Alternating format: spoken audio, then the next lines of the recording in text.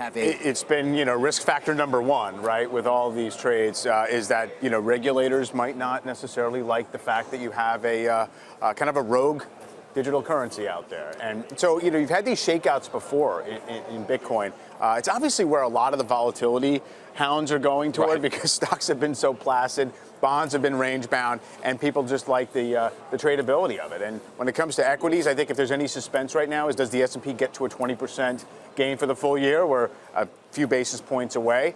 With dividends, you're already over 20%. So a very good year, no matter how you put it with stocks, and I think it's just kind of coasting to the end here. Yeah, and I think when you mentioned that in terms of whether we get to 20% or not for the S&P over the course of the year, over the last month or so, we've all kind of tempered the enthusiasm of the US rally, saying it's been a global rally, but that still leads the pack in terms of developed markets around the rest of the world.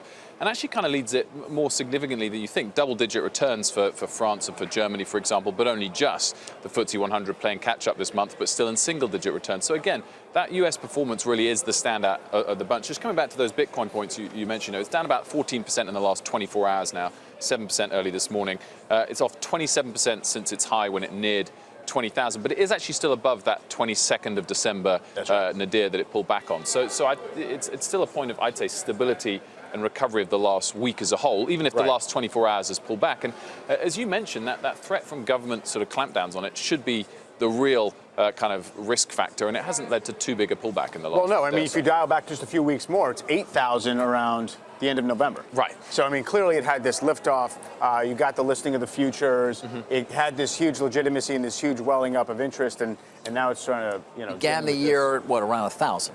Yeah, that sounds right. I believe that's the case.